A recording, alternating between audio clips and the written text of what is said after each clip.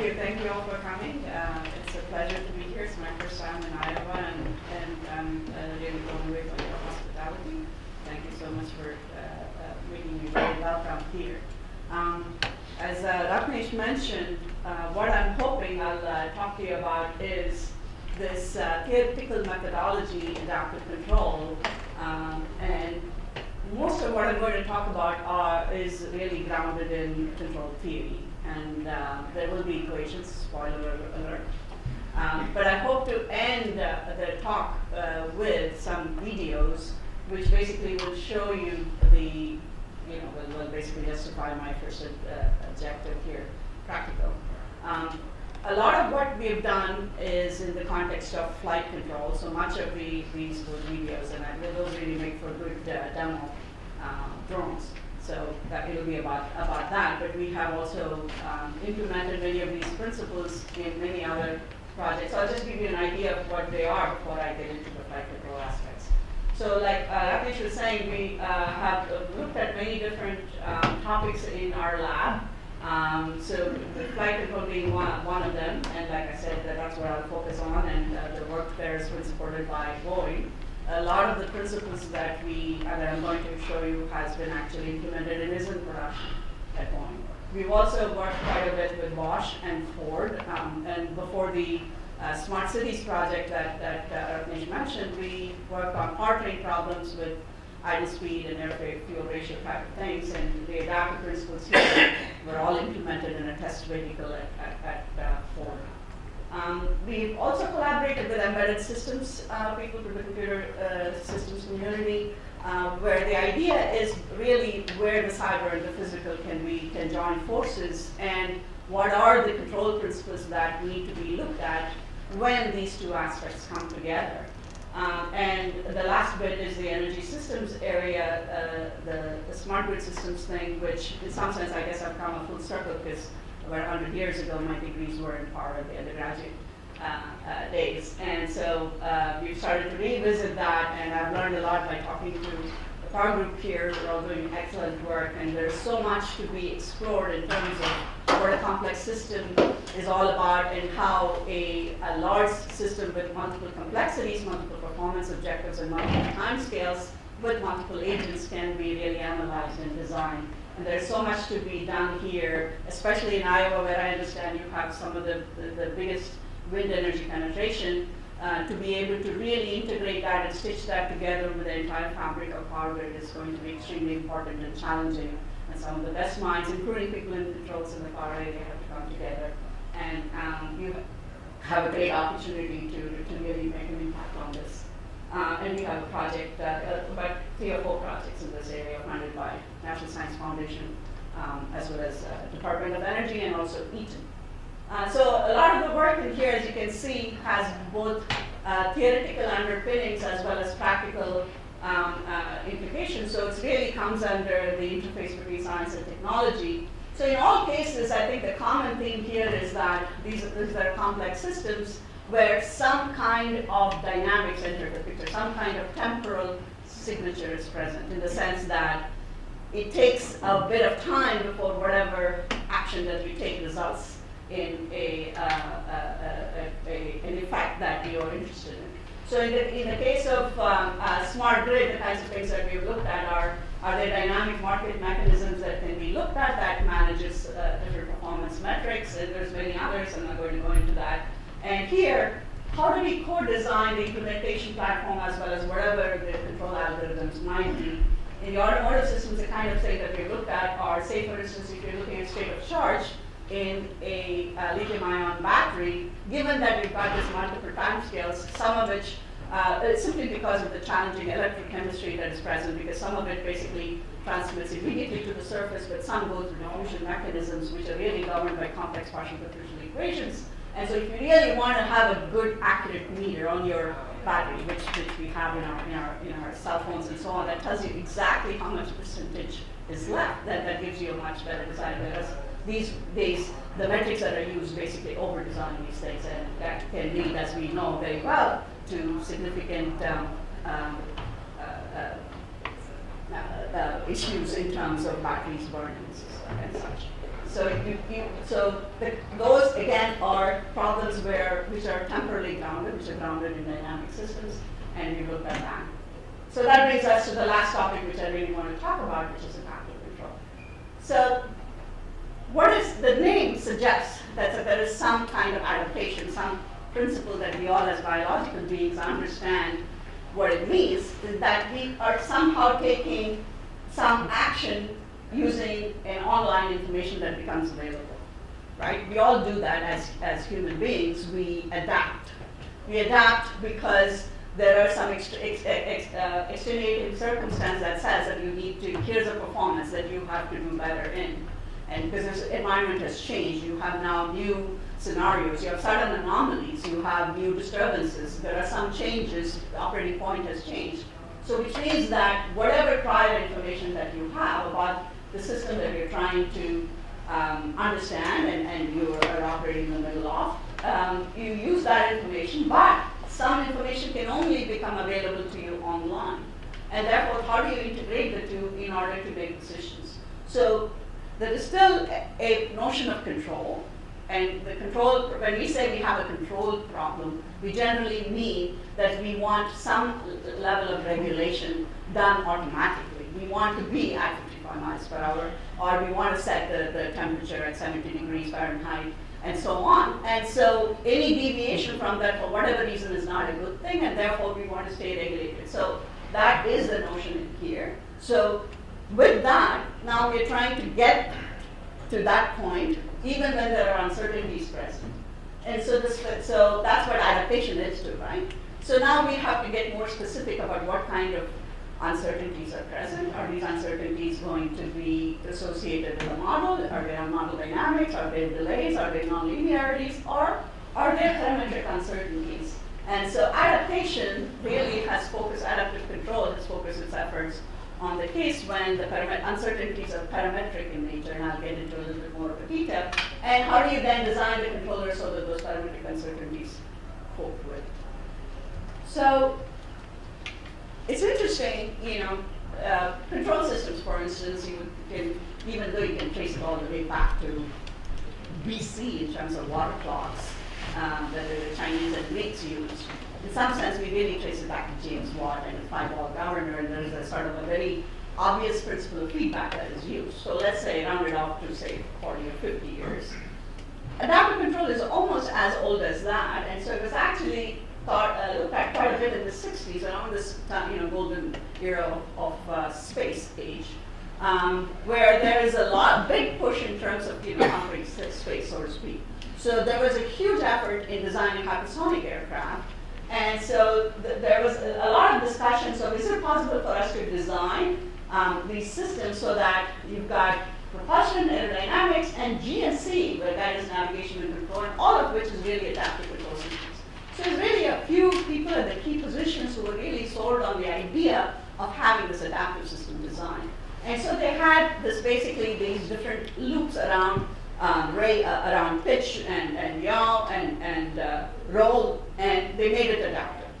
And they actually had a very successful program, and Honeywell's adaptive flight control systems was basically the one that was used. And it was actually built on, interestingly enough, something that came out of MIT, and Whitaker actually was a master's student, and had a particular algorithm for tuning the gains, and these gains were in the pitch loop.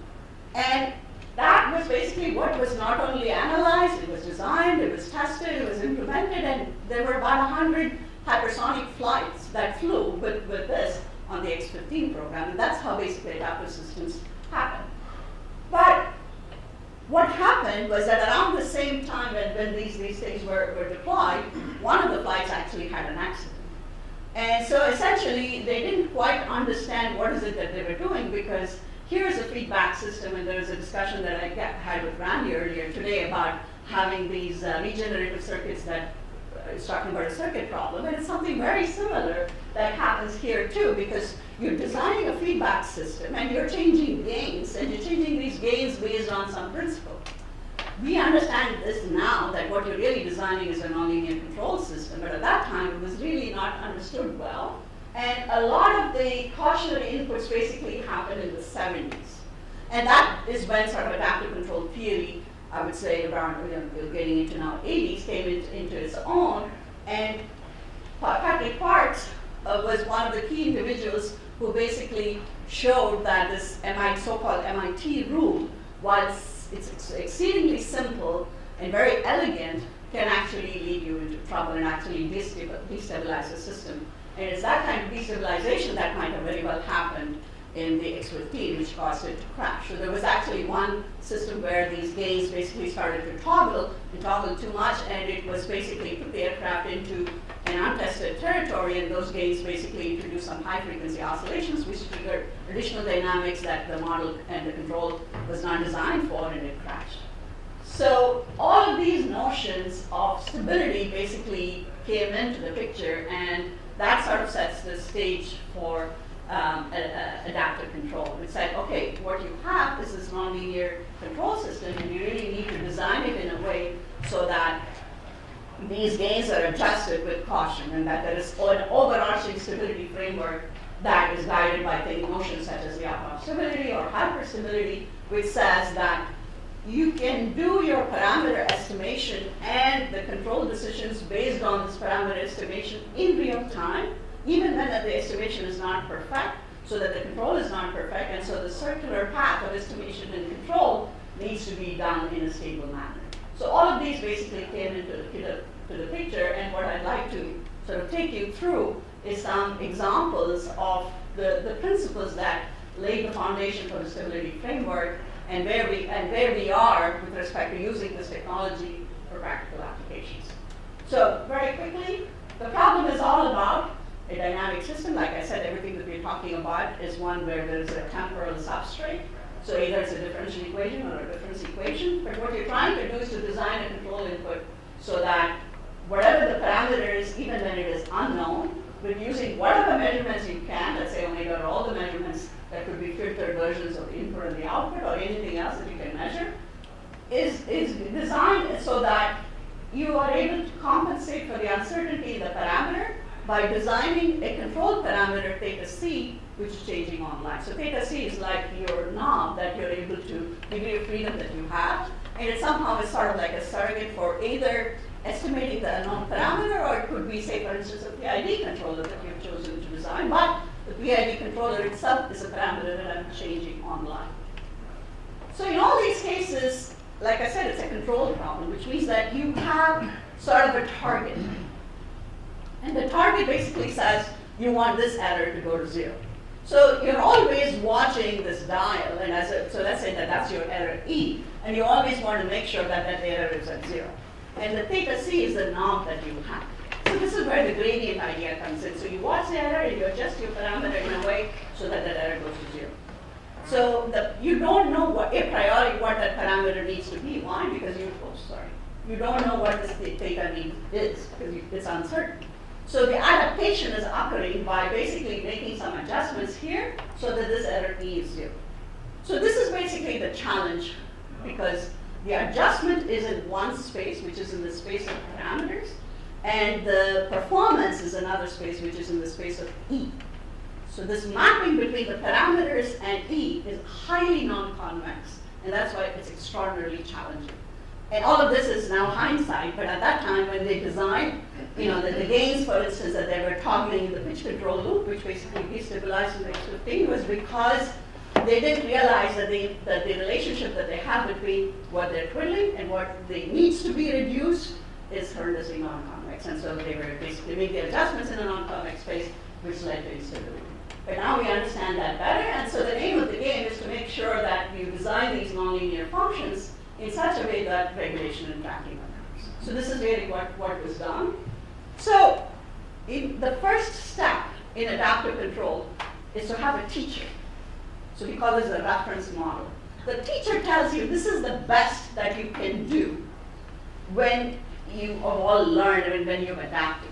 So it's sort of like having an existence solution. So if you have no way of coming up with the right theta c, so that for that theta c is 0, no amount of twiddling of theta c is going to get you there. So it's sort of like saying you cannot design a control system, fancy nonlinear controller. The system is not controllable, right? So that kind of is what this is. So what this is saying is that a reference model is something which, if you knew everything about the plant, then it will look like Y sub m. So that means when you have removed all of the uncertainties and you design the nominal controller, this Ym will look like Y command. So in other words, Ym is something that will give you a good target for what the best that you can get out of Y. Right? So that is when Y will look like Y sub m, which will look like Y command, except for some lags and such. And that is the reference model that we start out with. So it's a reference model for a child that's learning to walk, say for instance, because it's adapting and figuring out exactly what muscles to use and what motion primitives to use, and it's probably guided by its parent, right? So the parent is really like our reference model here. And I'm going to come back to the analogy again, and I want to make another point. So in the simplest terms, if I have a first order plan, the only class of signals that I can follow is on the one, the reference input with a first order lag. For instance, I can never have my output xp follow a step command. I can only follow a smooth step integrated at least once. That's what the reference model is saying. It gives you analytical tractability, which says more precisely there exists a theta such that if I put that theta equal to that value, E will be identically 0 for any reference input. So this is the starting point, and then the Lyapunov stability framework gives you a guideline for how this should be adjusted. The reason why it's so complicated is because I want to solve this problem for any AP. So for any unknown parameter AP, I always want the error E to go to 0, and this is the controller that will do the job. And this, as you can see, is a quadratic nonlinearity, right? And I actually is multiplying this, and you can think of it as a nonlinear integral controller. And that nonlinear integration is the one that makes sure that you always are able to stabilize the system and have tracking error asymptotically go to 0 for any parametric uncertainty. And this is the reason why it's a powerful method, but it's also the reason why it also comes with a price in terms of what you're trying to achieve in terms of the control authority. So you better make sure that indeed this control input that you have is something that you can implement. And that is the sort of the bridge to practice, and one of the things that I'll come back to. So then the rest of this thing is basically more technical details that says that, okay, if I have a higher order system, this is the math that goes with it, and here is the Lyapunov function that I will use, and this Lyapunov function will be is the one that will give you a guideline for how the parameter is adjusted. So once again, you have a quadratic law, and that quadratic law is the one that basically gives you the stability property that this V is always going to be a non-increasing function. Going into further details, if I want to now look into output feedback where the states are not all accessible, then I need to do an additional bit in terms of estimating the state and designing the parameters. Let me also bring in another point in here, which is something that's important and is something that comes up actually right now quite a bit, I guess, in the form of machine learning. What we are trying to do is learn, right? Learning and adaptation are part and parcel of the same thing. But we're learning and adapting in the context of this particular continuous system where there is an embedded notion of control where you're trying to make sure that something is automatically regulated or tracked. Now, if we want to learn, then when we learn, there is a notion of performance. And so when we're learning, our performance is not going to be very good. But think about what we're doing here, which is online control. So control always has a notion of performance online that has to be guaranteed to be good. If you're in an airplane and you're adapting, you have to make sure that even when you're learning, you better make only those amount of mistakes that will still safely get you back to the ground. This is the challenge in adaptive control, because there is an uncertainty, right? And the uncertainty lies in the form of these parameters not known. So in order to compensate for the uncertainty, what do? You're basically going to have parameters that vary. You're tossing a coin in a way and say, oh, it's 0.1 now it's 0.3, it's 0.05, etc. You're changing it. You're changing it according to this particular rule, right? So when you're changing it, you're still learning, you're still adapting, you're varying. And when you're varying, your error is going to be large, right? So this error, it should be large, but not so large that you crash. That's the problem, and that's the challenge. That's why this problem is so hard. And that's why it's very, very, we're still talking about bridging the gap between theory and practice. So this dual notion of estimation and control is part and parcel of, it's a sort of a meta statement. It's not just specific to flight control in an airplane or a car, but it's something that we all do. Learning gives you intrinsically the propensity or the vulnerability to make mistakes. But making mistakes is a necessary path in order to get better. So this circle is something that you have to actually negotiate very carefully. Yep? Is there the assumption in terms of how the plan model and the reference model have to be? Do they have to be? There are lots and lots of guidelines and lots of technical details that one needs to Do pay they have to attention be the same order? If you are interested in making sure that the tracking error is 0 for all cases, yes. But we can get a little bit more nuanced. It has to have the same relative degree. It has to do with the fact that, again, you have a temporal substrate in your problem. If I give you a step and say you have to follow the step, there's no way you can do it if you have a third order system. I can only at best follow a step which is iterated 3 times. That is the intrinsic limit. That's how you have to pick the reference model. So you have to know what your net number of integrations is in the dynamic system that you're controlling. And then you will use that, that's the information you put into the reference model. So it's the intrinsic lag, the intrinsic delay. So here, the adaptive law, Yeah. how is that different from integral control? Because So in a sense, adaptive control is really a nonlinear integral gain control. Okay. It is like a nonlinear PI. It's a nonlinear I even. You don't need to have the P. So which is why you have to guard yourself into the robustness problem, which I'm going to go into next. Okay? All right. So there are all kinds of robustness tools. Because it's an integral controller, you have to make sure that you don't have wind up. And anti-wind up is basically all of the robustness tools that have been implemented over the years. And for example, Rakesh mentioned about the transaction TAC Best Paper Award was basically for the use of persistent excitation in the command signal that we proposed. So what it does is it basically makes sure that it provides the right anti-wind up solution for this nonlinear problem. It's nonlinear, even though I call it anti-wind up, it's not as simple as PID and usually using thing. You have to be a lot more careful in coming up with a nonlinear tool. Okay, so where's the gap? Because it seems like now you have a theory and then you have all these robustness properties. Well, these things, while they're good for some class of disturbances, it really becomes very, very difficult when you have unmodeled dynamics. And so the kinds of things that, and there are other things that I'll go into, and those are the different pieces that allow you to move towards practice from theory. So the first one is robustness to unmodeled dynamics.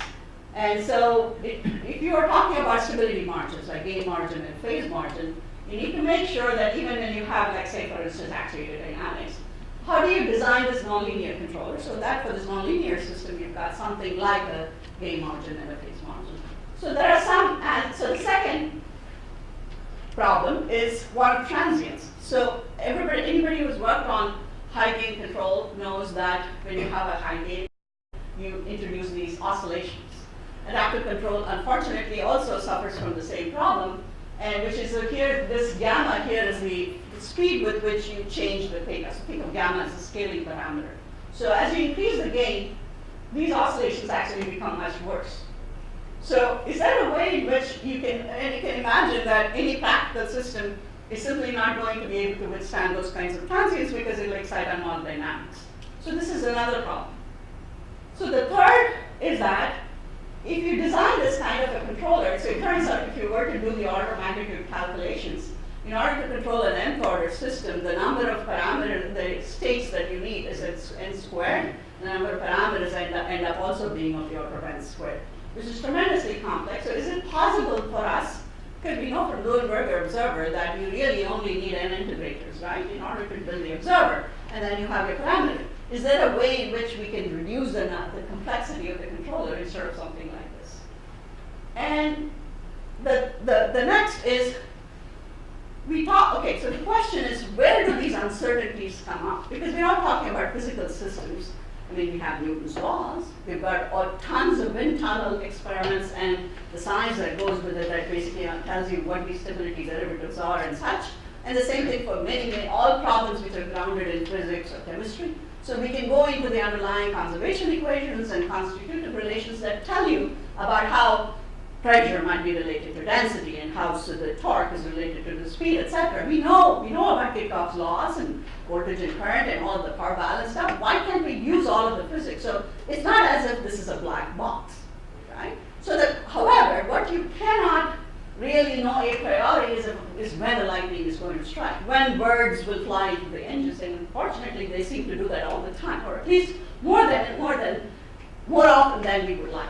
So if you don't know how those uncertainties are going to occur, then you really should be not only able to adapt, but you really should be able to adapt anomalies that are severe, given the computational power we've got, and cloud computing and edge computing and all that stuff. We should be able to do better. So is it possible for us to have all these, like for instance, accidents that we hear about, and still have this smart online learning adaptive controller that still brings us to the ground? So what we have is again some results that basically helps us close this, every one of them. So I have about 15 minutes, so I'll try and do my best. So some of these slides I'm going to go, put it on fast forward a bit, but I can stop if you want me to for any parts of it. So the first one is robustness to anomally dynamics. This is a very theoretical result, which basically says, so I'm going to skip this, okay. So if you have this plan, and you have an anomaly dynamics, and the reference model, which is designed appropriately, here is the algorithm that we would choose, and we can guarantee that this nonlinear system will have global stability margin. So this is the first time that one has been able to provide this clean result. Of course, it comes under some assumptions and conditions, but they're much, much less restrictive than what's really been known. So this really provides us with sort of the foundation for, we're talking about verification, V&V for flight control systems. So this basically says that if you apply some anomaly dynamics, no matter where you start in your operating space, you always will be within some reachability. And so this provides the guidelines for that. So here's a theorem that sort of, we love our epsilons and deltas, that gives us sort of the analytical rigor within which we use as a foundation. So here is more than you'd like. And so this says that, yes, you will have these analytical guarantees. The second is transients, and this is one of my favorite ones, so I'm going to just give you about 5 minutes to explain what this is. So I mentioned to you about transients, right? So what happens? Here's the reference model, here's the dynamics, and here's what I'm adapting. This is the speed with which I'm adapting.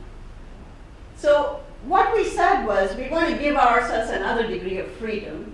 And this degree of freedom is basically going to take this tracking error and feed it back into the reference model. So we're going to make the reference model have a closed loop component. I'll try and justify that to you. So what happens? So remember I said I'll get back to it, which is the child and the parent and the learning. Okay, so if you're trying to teach your child how to walk, then you hold her or his hand, right? So that's a guideline for how the system is, how the child will adapt and not make too many mistakes. Now, what's happening here is that the parent is being very stern, saying, okay, you should follow the straight line. So this is the child, so it's adapting. It then overshoots, then says, oh my God, this is too much, and tries to undershoot, and then correct this, and that's the one that leads to oscillation, because the child is still learning. We know that because there is so much uncertainty associated with what it knows and how to exercise its muscles and so on, that it cannot be expected to just get up and start following this pristine command, which is a straight line. So the concept of this closed loop reference model is basically saying, I'm going to hold your hand in the beginning. In the beginning, I know that you're still learning. So see what happens here is that it's no longer this pristine command, but it meets you halfway. And that is what this error feedback is doing. It's saying in the beginning, the error is very large. So I'll then not be so stern and ask you to follow a command, but I'll come and meet you halfway. And that's exactly what's happening here. So this concept, it helps you give another degree of freedom, but it's conceptually also meaningful, right? Because of what you're trying to do in terms of being more lenient when you're learning. And there's of course a lot of math that we pay attention to, and we use Parseval's theorem and basically show that these amplitudes that you have at high frequencies are going to have an integral bound that is satisfied. But so here are the next few slides, but it basically says this is your adaptation gain, and we know that everything is nice and stable. But I now have to worry about what happens to, so the parameter that is being adjusted is here. So you have the derivative, which could be large because these quantities are large, or you could have a control input that has high derivative because the signals could be very sharp. So what we try to do is to make sure that we put a bound on the signal, which is this guy, and then we put a bound on the parameter itself, the rate of change of the parameter, which is this guy. And so together, we are able to get an L2 norm, which basically is bounded. And that L2 norm basically guarantees that you're always going to have a tight bound, which is not going to exceed a certain value. So this is really the property that tells us a way of bounding the parameter derivatives. And this gives you a way of going from here, when you have these sharp transients, which does not have that feedback gain, to have a smooth signal. So that is sort of, that again is another way for us to help manage the transients in a better manner. So for instance, the picture that I showed you where I kept increasing gamma and the frequencies kept increasing, right now gives you either you are the case where there is not a lot of hand holding and therefore the parameter basically increases sharply, so you've got high transients. Or if you go to the very last one, there is too much hand holding in here, so there is very little learning. See, this is again the trade-off between learning and synchronization. And here has the right amount of guidance so that you're as smooth as possible and you learn the parameters and you're able to basically walk. So that's sort of the idea in here. And since this is a summary, I'm going to skip this part. Okay, let me say one thing, because I do see Ian in the audience. Yeah, so this is the part that I wanted to talk to you about in terms of how, when you have a nonlinear dynamics, you want to make sure that the path through which you learn is going to make sure that it does not have vulnerabilities. And so it turns out that you have these regions where you are able to make sure that this is where you're most vulnerable. So we identify these regions because this is a space in which you learn in a nonlinear manner, where this is where the speed is the slowest. And so what you need to do is to make sure that those regions are basically identified as to where they occur. And it turns out, and also more importantly, when you have this learning manifold, these regions always exist. And this is the part that you want to make sure that you know where they are, so that that's where you would then pay attention to in terms of getting robustness. So I'm going to skip the next few slides, sort of the summary of that. The only part that I wanted to say here, in terms of making sure that you are able to take this towards practice, is that some of these pieces that you're trying to learn is in very high dimensional space. So for example, in a very flexible aircraft, you've got something of the order of 800 states, 300 outputs, 30 control inputs, and so the number of parameters that you have to learn, we're not even talking about multi-dimensional multi-layer neural networks. This is just a straightforward multi-input, multi-output adaptive control system. So the dimensions are very high. So remember I said about the n squared number of states in order to control an nth order system. We can basically have an order of magnitude reduction in here. And what this is saying, and this is built on something that Eugene Luretzky and Kevin Weiss have done based on observer-based loop transfer recovery. And what is nice about it is that we can build further on that, which is really this thing, and we can add adaptation to it. And this adaptation basically is in the right space where, remember I talked about learning and making mistakes, but making sure that those mistakes are not too many, that we can indeed make that happen for a particular structure, because this particular structure gives you structural stability in terms of what you're measuring and what you're trying to control. And in this space, we actually get very good results. And so I'm going to skip the next few slides, which sort of gives the parametric details for that.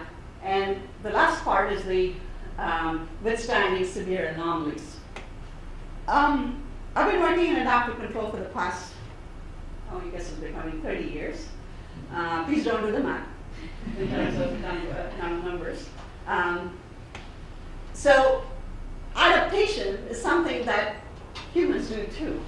However, I've not really made the connection between the adaptation as in human systems and these sort of autopilot-based adaptation, which is machine-based learning, which it is. And so I've always been interested in figuring out a way in which we can bring together, and here is one example. And we believe that this withstanding severe anomalies is one where you can indeed bring the two concepts. And so that is that if you've got this situation, this could be even cyber attacks, for instance, where both the sensors and actuators are affected, is it possible for us to make use of both the human pilot and the adaptive autopilot, and together, and with using human operators for high-level tasks of anomaly detection, and the adaptive system for low-level control tasks, so fast adjustments given the directive, so that even when you have the severe anomalies, you can use this combined decision-making in order to do better. And it turns out that humans have, so I've been working with social scientists in this capacity, so we all have this, we're all resilient. In nature, just in terms of the biological DNA of evolution and survival, we have this thing we have always this blueprint to survive. But the question is, how do we do that? What is it that we use as a guideline for how far we can push ourselves? And apparently we have this thing called capacity for maneuver, which is, and that gives us a guideline for, okay, if I'm now tired and I'm not able to do a particular task, what am I willing to gracefully degrade so that I still perform the task and I don't die at the end of it, right? That's what resilience is. So that notion is what we use. We said that we have the ability to understand, we have a mental model of what the vehicle system is and what the performance is that we can do in different scenarios. So we are going to then give us a sense of, okay, we have the ability to say, okay, this is how much I'm willing to degrade the performance, and that information is then sent to the adaptive autopilot, and that autopilot then compensates for the damage and quickly adjusts the control law modifications because it has a self-tuning ability and it recovers. So this is something that we've looked at, and we call this bumpless re-engagement with using shared control. And so, the rest of it is basically details, which says that here is a case where there is an anomaly, and following the anomaly, if you use a more standard controller, it takes much longer time to recover. And remember I said about the capacity for maneuver, that capacity for maneuver becomes 0 at the end. Whereas here, we are able to recover much better and retain a much higher capacity for maneuver. Ergo, we are more resilient because we now have the ability to basically function, in a safe manner, even with some reserves to spare at the end. So this is the next one that we've been looking at. And so, okay, again, this is more details of that. So these are all the gaps that we've been trying to systematically reduce and basically close the gap between theory and practice. So I thought I would conclude with some videos which basically show you some of the examples of what we've been able to do with adaptation. So let me first, before I go to the video, let me tell you a little bit, so I'll show you a couple of simulations. So question is, what kind of anomalies have we been exploring in a flight control problem? So for example, some of the actuator surfaces can get damaged. There is always a lag because what you think of as when the information really comes only with some telemetry.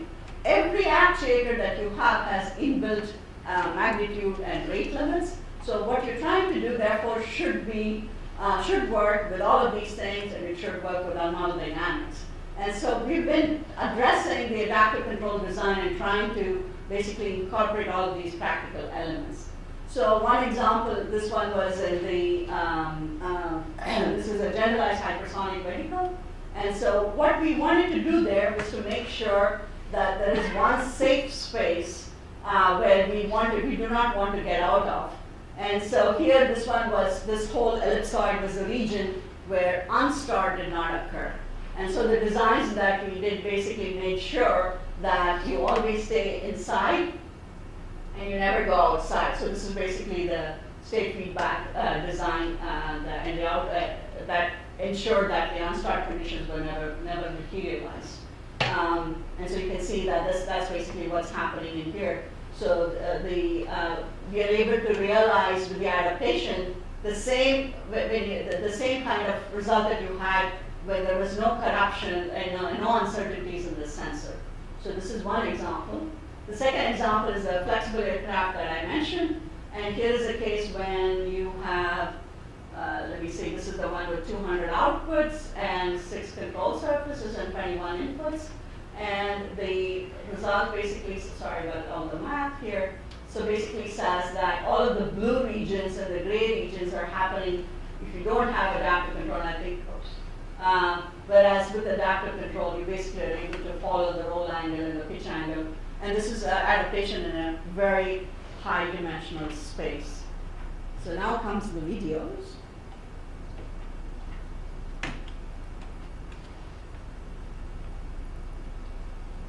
Okay, let me start with this. Okay, so what we did was we took a different material, something that we could easily cut for one of the propellers, and we cut it with, and we stuck it together with duct tape. And we have a little blade here, and so we deployed it, and it would pop up when it was in flight. And what that would do is basically to cut the duct tape. So the momentum in flight is suddenly reduced. So this is like an online uncertainty, so if your wing is down, so this is the circuit for that, right? So this, on the left side, is a fixed controller. And so what we did was the student developed it here. It was in collaboration with Jonathan Howe in his lab, where he has a nice Bicon capture system. And then it worked, and then the student flew to Seattle, and with very little tweaking, basically tested it in their flight control lab at Boeing. So you can see that the propeller with the different material is over there. So right about now is when we cut it, so you can see that there's a mismatch in the thrust, so there is a roll, and because of that it crashes. Whereas the right one, it's exactly the same theory that I showed you. One of the algorithms, and I forget which slide number, is the exact one that we implemented in here.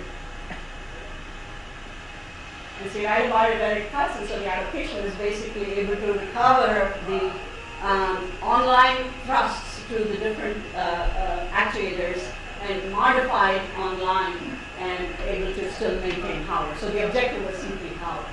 So we were very glad as to how this worked out. So we wanted to then have multiple of these quadrotors. So this is the razor blade.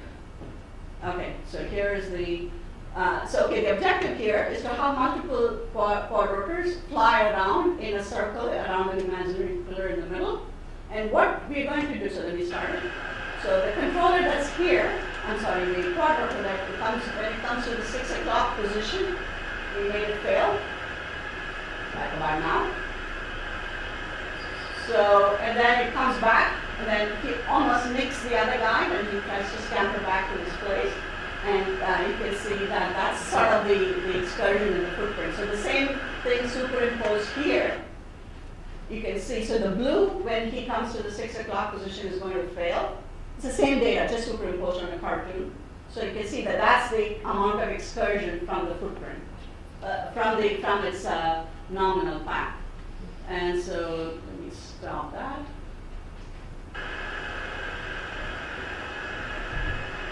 Again, when this one comes over here, you're going to see it fail.